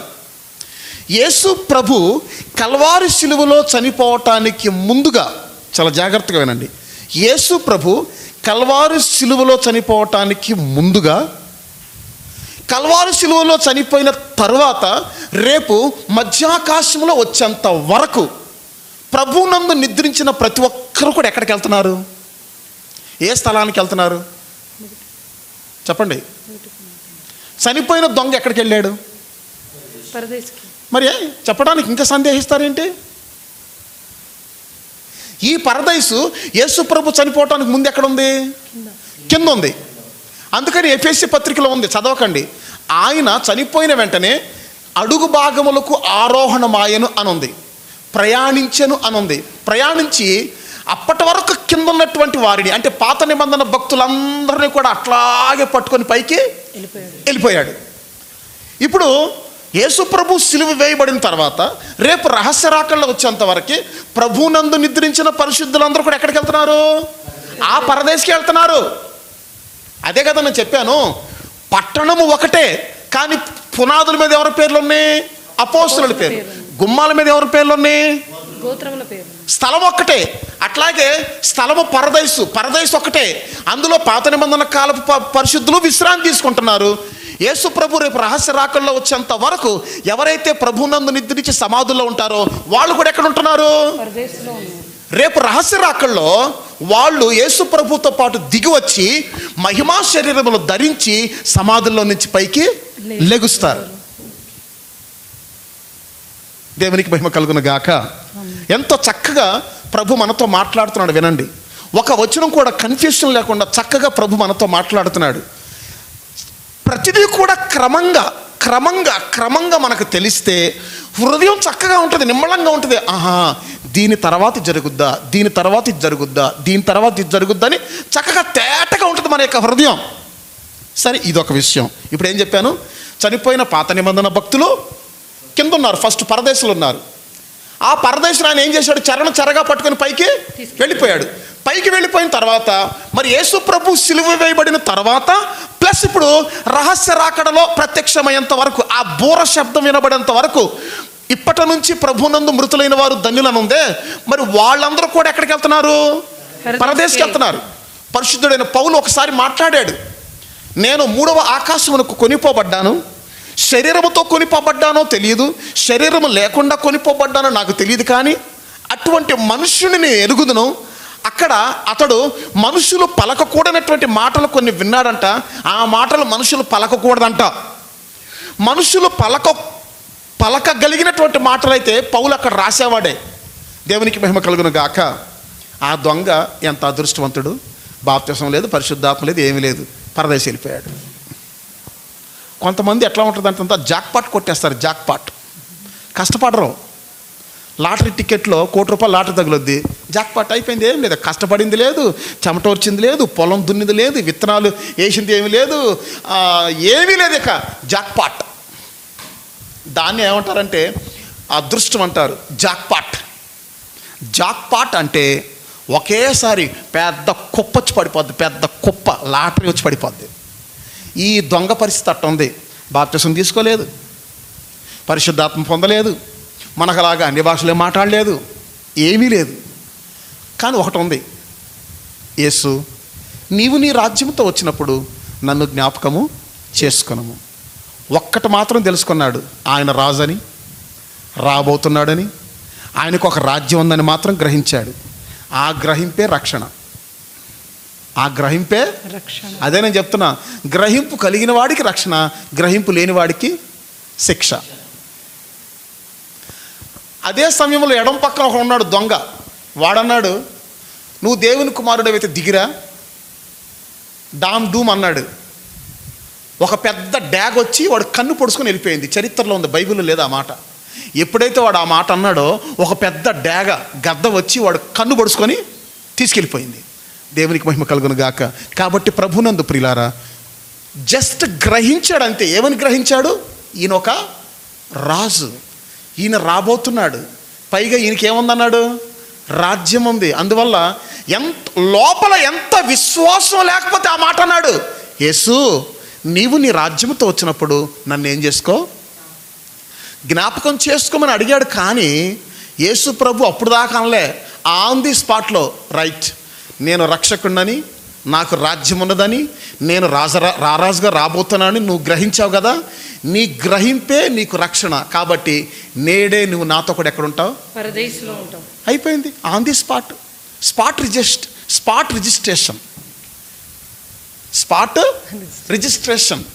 కొన్ని సందర్భాల్లో రిజిస్ట్రేషన్ చేసుకోవటానికి వారం 10 రోజులు ఆగాలి. కానీ కొన్ని సందర్భాల్లో స్పాట్ రిజిస్ట్రేషన్స్ అయిపోతాయి. స్పాట్ రిజిస్ట్రేషన్స్ సంతకాలు ఒకే రోజు అయిపోతే, వేలిముద్రలు ఒకే రోజు అయిపోతే, సబ్ రిజిస్టర్ సంతకం కూడా ఒకే రోజు అయిపోద్ది, అన్నీ ఒకే రోజు అయిపోతాయి. ఈ దొంగ పరిస్థితి కూడా అంతే. ఎంత అదృష్టవంతుడు! అదే వాక్యంలో ఉంది, క్రియలు లేకుండా కూడా దేవుడు ఏ మనిషిని నీతిమంతుడిగా చేయను ఆ మనుషుడు ధన్యుడు. ఆయనకి ఏమైనా, దొంగకి ఏమైనా క్రియలు ఉన్నాయా?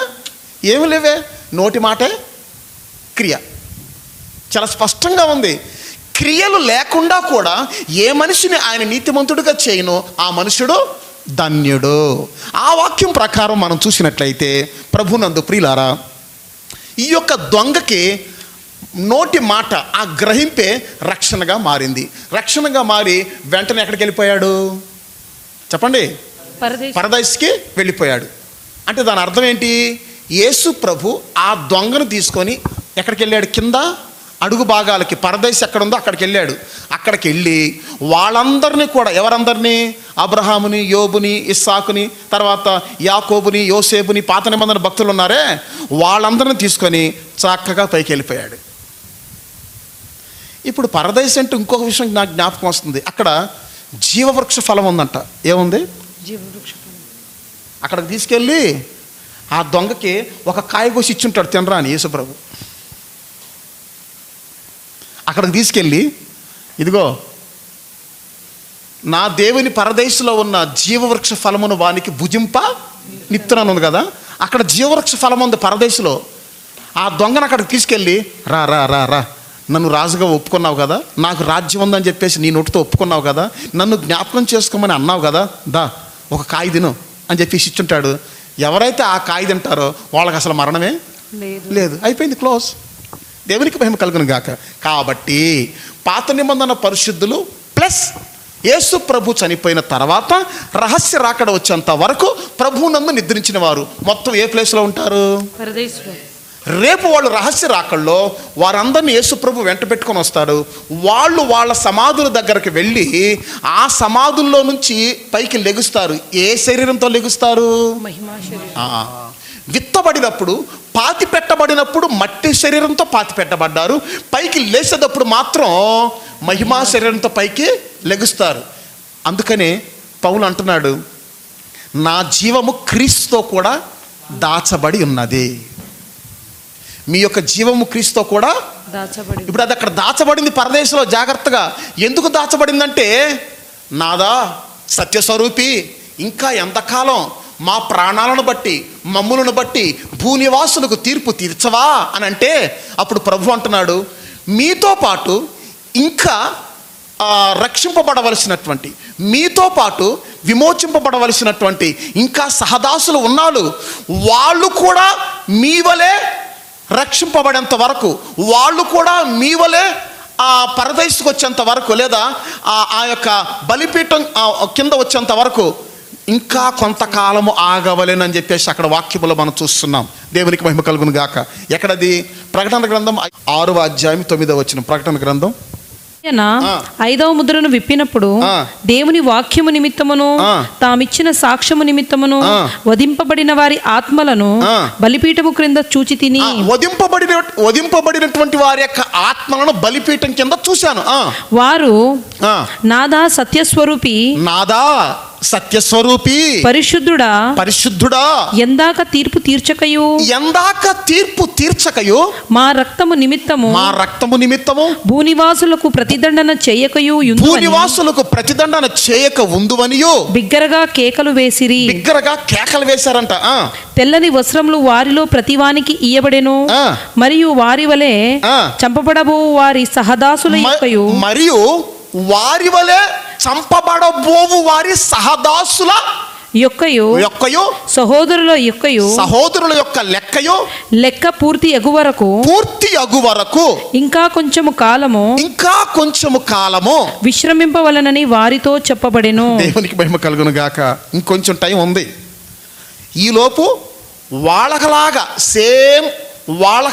చిరచ్ఛేదనం చేయబడి మరికొంతమంది ఏమవ్వాలి? చచ్చిపోవాలి.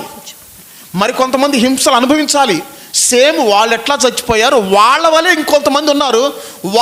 వాళ్ళ లెక్క కూడా పూర్తయిపోవాలి. పూర్తయిపోయిన తర్వాత ఏం తీరుస్తాడంట? ఆయన తీర్పు తీరుస్తాడట. ఇప్పుడు 2 విషయాలు. ఒకటి, పాత నిబంధన కాలపు పరిశుద్ధులు ప్లస్ రహస్య రాకడ వచ్చేంత వరకు చనిపోయిన ప్రభునందు నిద్రించిన వారంతా ఏ స్థలానికి వెళ్తున్నారు? పరదేశికి. మరి ఇప్పుడు శ్రమల కాలంలో చనిపోయిన పరిశుద్ధులు ఎక్కడికి వెళ్తున్నారు? బలిపీఠం కిందకి. అర్థమైందా మీకు విషయం? వాళ్ళేమో పరదేశికి వెళ్ళటానికి కారణం ఏంటి, మరి వీళ్ళేమో బలిపీఠం కిందకి వెళ్ళటానికి కారణం ఏంటి?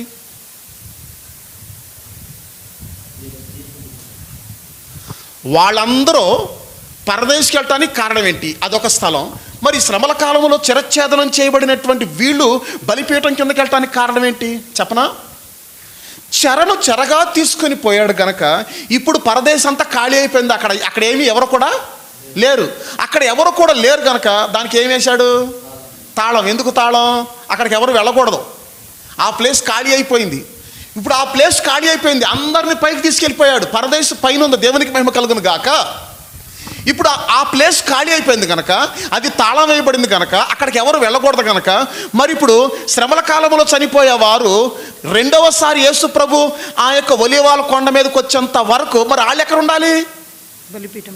బలిపీఠం కింద ఉండాలి. అందువల్ల బలిపీఠం కింద పెట్టాడు. వాళ్ళ బలిపీఠం కింద డబ్బులు కనుక టేబుల్ డ్రాయర్లు వేస్తాం మనం, పైకి ఏం కనపడుద్ది? టేబుల్ కనపడుద్ది. డ్రాయర్లు ఏముంటాయి? డబ్బులు ఉంటాయి. మళ్ళీ డబ్బులు వేయవలసిన సందర్భం ప్రతిసారి వచ్చినప్పుడు మళ్ళీ ఆ గల్లా పెట్టి బయటికి తీస్తాం. డబ్బులు వేసి మళ్ళీ ఏం చేస్తాం? గల్లా పెట్టి లోపలికి మూసేస్తాం. అంటే డబ్బులు ఎక్కడ ఉన్నాయి? ఇప్పుడు టేబుల్ కింద ఉన్నాయి. దేవునికి మహిమ కలుగును గాక. అట్లాగే శ్రమల కాలంలో చనిపోయే పరిశుద్ధులు ఈ బలిపీఠం కింద ఉంటారు. దానికంటే ముందు చనిపోయినటువంటి పరిశుద్ధులు యోహాను, అబ్రహాము, యోబు వీళ్ళంతా కూడా పరదేశంలో ఉన్నారు. దేవునికి మహిమ కలుగును గాక. వాళ్ళేమో రహస్య రాకల్లో లేపబడతారు. మనమేమో వాళ్ళతో పాటు మార్పు చెంది ఇద్దరం కలిసి పైకి వెళ్తాము.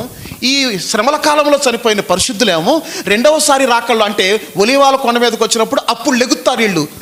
వీళ్ళు ఎవరెవరు ఎప్పుడు లేచినా సరే వీళ్ళందరూ కలిపి ఏ పునరుద్ధానము? మొదటి పునరుద్ధానము లేదా జీవ పునరుద్ధానము. ఇట్టి వారి మీద రెండవ మరణానికి అధికారము లేదు. మొత్తం 3 రకాల పరిశుద్ధులు. ఒకళ్ళెవరు చెప్పండి?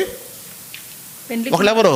పెండ్లి కుమార్తె వరుసకు చెందిన పరిశుద్ధులు. అంటే వాళ్ళు ఎవరు? నూతన నిబంధన సంఘమైనటువంటి మనమే. అంటే పరిశుద్ధులుగా ఉండుటకు గాను క్రీస్తు యేసు చేత పిలువబడినటువంటి వారు అంటే నూతన నిబంధన సంఘం. రెండవ పరిశుద్ధులు ఎవరు? పాత నిబంధన పరిశుద్ధులు. మూడవ పరిశుద్ధులు ఎవరు?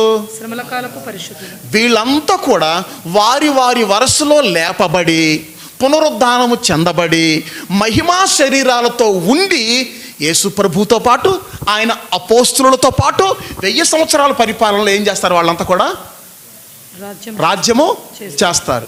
స్పష్టంగా మీకు అర్థమైంది అనుకుంటున్నాను. మొదటి సింహాసనం ఎవరికి చెప్పండి?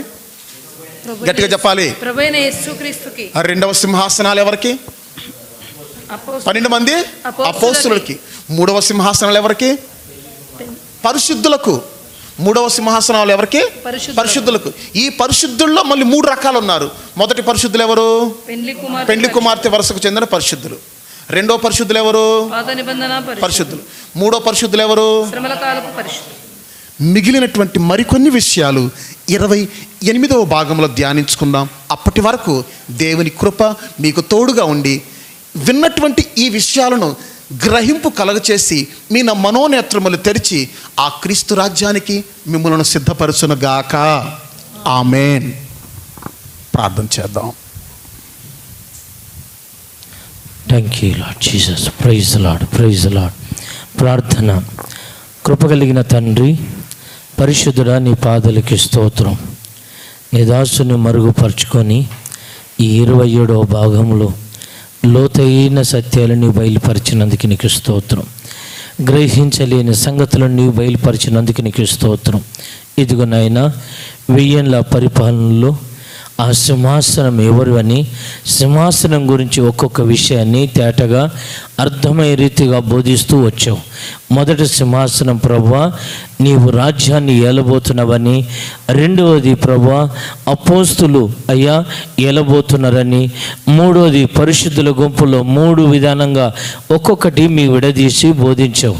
ఇదిగో పెళ్లి కుమార్తె, పాత నిబంధన భక్తులు, అదేవిధంగా హతసాక్షులని ఒక్కొక్క విషయాన్ని నీవు తేటగా నీవు బయలుపరిచినందుకు నీకు స్తోత్రం.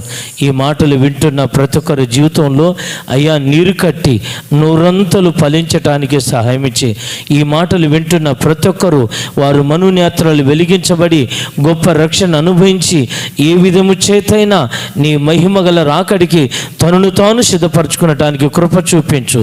బోధించిన నీ దాస్తుని ఆశీర్వదించి ఇంకా బలపరిచి ఉన్నతమైన ఉపదేశము అయ్యా వేల ప్రజలు విని ఏ విధము చేతైనా నీ రాకడికి ఒక గుంపు జనంగాన్ని సాతాను కబంధ హస్తములో నుంచి విడిపించి రక్షణ మార్గంలో నడిపించటానికి నీవు కృపను ద్వారమును తెరిచినందుకు నీకు స్తోత్రము చెల్లిస్తున్నాను. ఏ విధము చేతైనా నీవిచ్చిన మా అవకాశాన్ని వినియోగించుకునటానికి కృపించినందుకు నీకు స్తోత్రం. నీ దాసుని ఆశీర్వదించు. ఈ మాటలు వింటున్న ప్రతి ఒక్క బిడ్డని దీవించమని యేసు నామములు అడుగుచున్నాను తండ్రి. ఆమేన్. మన ప్రభువైన యేసుక్రీస్తు కృపయు, తండ్రి అయిన దేవుని ప్రేమ, పరిశుద్ధాత్మ సహవాసము సన్నిధి సకల పరిశుద్ధులకి కూడిచిన ప్రతి ఒక్క బిడ్డకి, ఈ మాటలు వింటున్న వారికి, బోధించిన దైవజనునికి సదాకాలము తోడయ్యుండి నడిపించునుగాక. ఆమేన్. హల్లెలూయా, హల్లెలూయా, హల్లెలూయా, హల్లెలూయా, హల్లెలూయా. మిగిలినటువంటి మరికొన్ని విషయములు క్రీస్తు రాజ్యమును గురించి 28వ భాగంలో ధ్యానించుకుందాం. అంతవరకు దైవ ఆశీస్సులు మీకు తోడుగా ఉండునుగాక. ఆమేన్. అందరికీ కూడా మా యొక్క వందనాలు, స్తోత్రములు.